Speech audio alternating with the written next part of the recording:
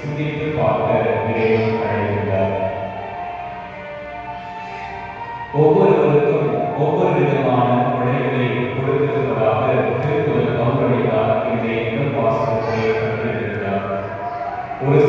ஆண்டவர் இயேசு திருக்குறளால் இருந்து அழைப்பு கொடுத்திருக்கிறார். அது ஒரு கொடை. இன்னும் ஒரு சில பேர் இயேசுவினுடைய சிறப்பாக வாழ அழைப்பு கொடுத்திருக்கிறார். அது அவருக்கு ஒரு கொடை. ஒரு சில பேருக்கு நற்செய்தியை அறிவிக்கக்கூடிய கொடையும், ஒரு சில பேருக்கு பரவச பேச்சு பேசக்கூடிய கொடையும், ஒரு சில பேருக்கு பிடித்திருக்கக்கூடிய கொடையும், ஒரு சில பேருக்கு வல்ல செயல்கள் செய்யக்கூடிய கொடைகளையும் கொடுத்திருக்கிறார். இப்படியாக ஒவ்வொருவருக்கும் ஒவ்வொரு கொடைகளை ஆண்டவர் இயேசு கொடுத்திருக்கிறார். எல்லாருக்குமே எல்லா விதமான கொடைகளை கொடுத்திருக்கிறார் என்றால் அது அறிவான ஒன்று. இப்படி ஒவ்வொருவருக்கும் ஒவ்வொரு கொடைகளை கொடுத்திருந்தாலும் அந்த கொடைகளை நாம் நம்முடைய நன்மைக்காக பயன்படுத்தக்கூடாது, மாறாக பொது நலனுக்காக பயன்படுத்த வேண்டும் என்கின்ற அழைப்பினை திருக்குறள் கொடுக்கிறார். எப்படி உடல் ஒன்றாக இருந்தாலும் அதை ஒவ்வொரு உறுப்பும் இணைந்து செயல்படுகின்ற பொழுதுதான் அது முழுமையான உடல் அமைப்பை பெறுகிறது. நம்முடைய பல உறுப்புகள் இருக்கின்றன. அந்த உறுப்புகள் அனைத்தும் ஒன்றாக சேர்ந்து செயல்படுகிறது. நாம் அனைவரும் கிறிஸ்துவுடைய உடலின் உறுப்புகளாக இருக்கிறோம். எனவே அந்த கிறிஸ்துவோடு இணைந்து செயல்பட வேண்டும் என்பதால் அவர் இருக்கின்ற அழைப்பாக இருக்கிறது. இன்றைக்கு உதாரணமாக சொல்ல வேண்டும் என்றால் ஒரு சில பேருக்கு நல்ல பாட்டு பாடக்கூடிய திறமைகள் இருக்கும். ஒரு சில பேருக்கு நல்ல ஒரு சில ப்ரோக்ராம் கொடுத்தோம் அப்படின்னா அந்த ப்ரோக்ராம் நல்ல ஆர்கனைஸ் பண்ணுவாங்க, அந்த திறமைகள் இருக்கும். இன்னும் ஒரு சில பேருக்கு நன்றாக வாசிக்கக்கூடிய திறமைகள் இருக்கும். இன்னும் ஒரு சில பேருக்கு நன்றாக பாடக்கூடிய திறமைகள் இருக்கும்.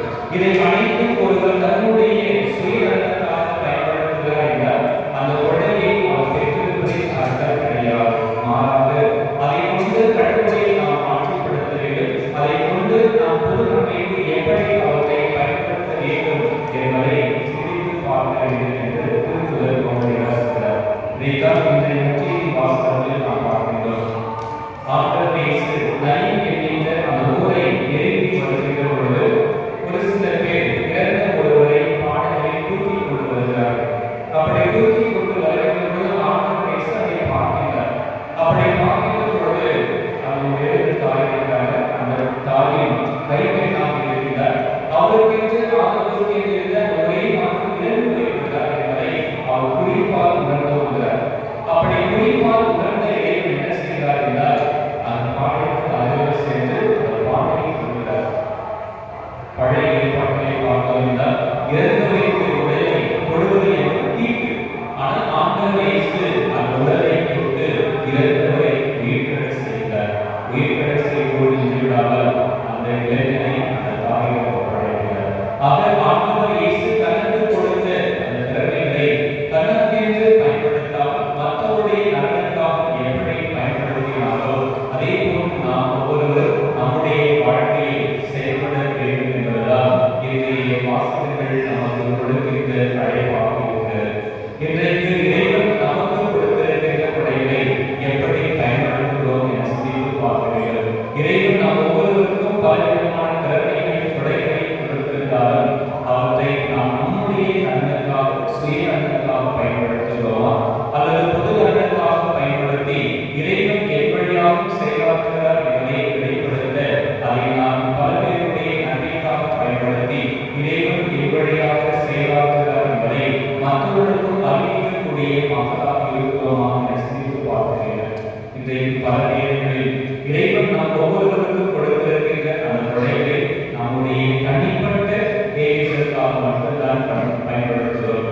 ஒரு பொது நன்மைக்காகவோ பொது விஷயங்களுக்காகவோ அதை நாம் ஒருபோதும் பயன்படுத்துவது கிடையாது. கூட நிறைய பேர் இருக்கிறாங்க, வந்து ஒரு ஆர்டர் டெக்கரேஷன் பண்ணால் யாரும் நிறைய பேருக்கு நிறைய திறமைகள் இருக்கு. ஆனால் நான் ஏன் பண்ணணும், ஆனால் யாரும் ஒரு சில வச்சு பண்ணணும் அப்படின்னா அது நிறைய குறைகள் சொல்லுவோம்.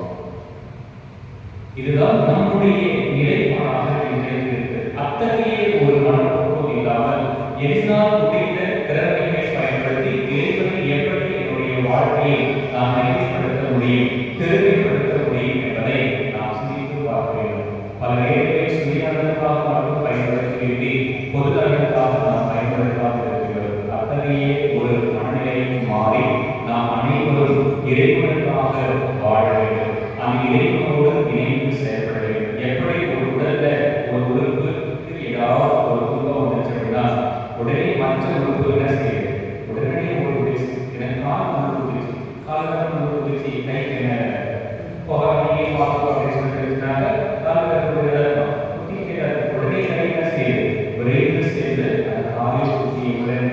வெளியே கிடைக்கிறது.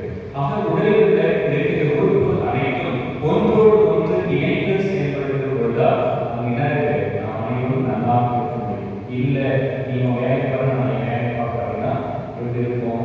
நல்லாவே இருக்கும். இதே போன்றுதான் நம்முடைய வாழ்க்கையில் நாம் அனைவரும் கிறிஸ்துவோடு இணைந்து செயல்பட வேண்டும். அப்படி இணைந்து செயல்படுகிற பொழுது இறைவன் நமக்கு கொடுத்த அந்த உழைப்பை புதுமைக்காக நாம் பயன்படுத்தி அது வழியாக இறைவனை அருளை பெறுகிறோம் என்பது பொருள். இன்றைக்கு இறைவன் நமக்கு கொடுத்த உழைப்பை பொது நன்மைக்காக பயன்படுத்தி இறைவனுடைய அருளை ஆசிரியக்க முயற்சி செய்கிறோமா என சிந்தித்து பார்ப்போம், செயல்படுவோம். இறைவன் இயேசு என்று வாழ்த்து தருவார்.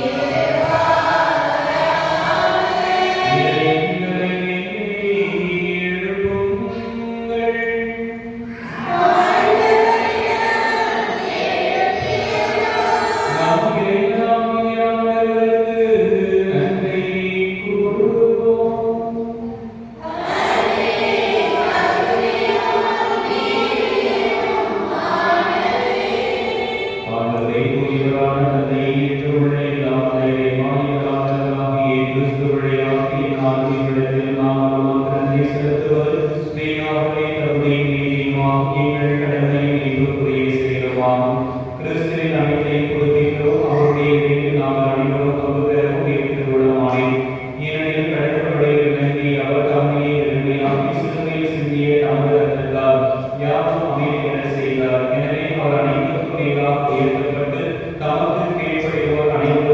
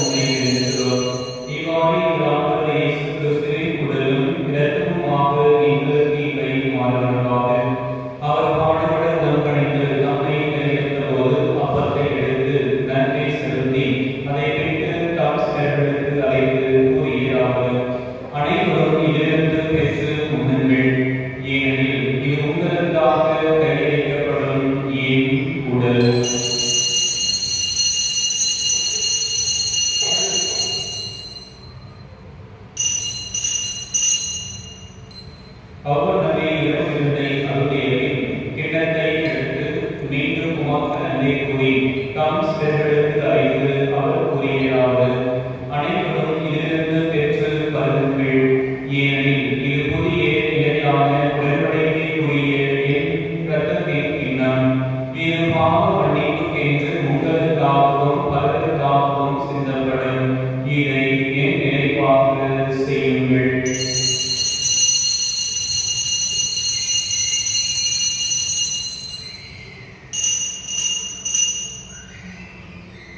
நபிகளின் மறைபொருள்.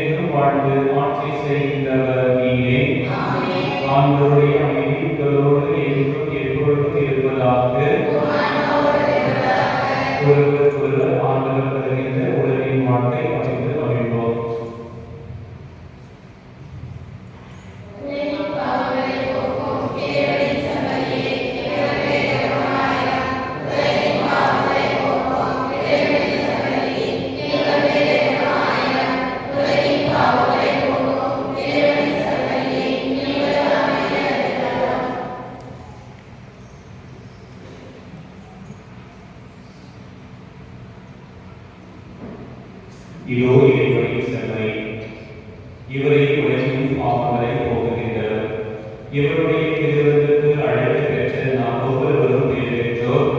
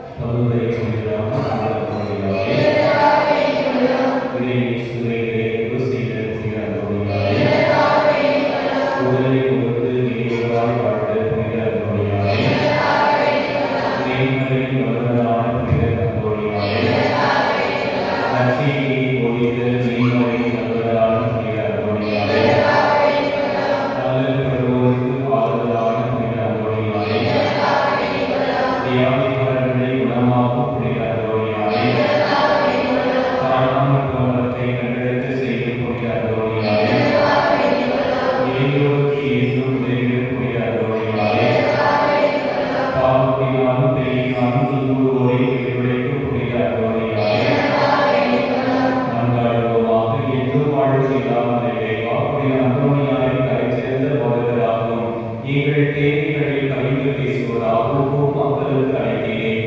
அவரது உதவியால் நாங்கள் கிறிஸ்துவ வாழ்வின் நெறிகளை கடைபிடிக்கவும் எங்களுக்கு நேரிடும் வினர்கள் எல்லாம் உமது ஆதரவை கண்டுணரவும் செய்வதாக எங்கள் ஆண்டவராகிய கிறிஸ்து வழியாக உம்மை மன்றாடுகின்றோம். ஆண்டவராகிய இயேசு கிறிஸ்து உங்களை பாதுகாக்க உங்கள் நடுவில், உங்களை காப்பாற்ற உங்களுக்கு, உங்களுக்கு வழிகாட்ட உங்களுக்கு முன்னும், உங்களுக்கு காப்பாய் இருந்து உங்களுக்கு பின்னும், உங்களை ஆசீர்வதிக்க உங்கள் மீது இருப்பாராக. தந்தை, மகன், தூய ஆவியின் பெயராலே மன்றாடுவோமாக.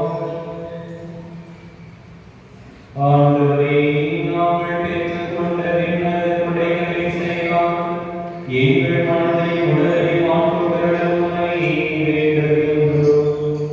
அதனால் நாங்கள் எங்கள் விருப்பத்திற்கு இடம் கொடாமல் இத்திருவிருந்தின் பயனுக்கு ஏற்ப வாழ்வோமாக.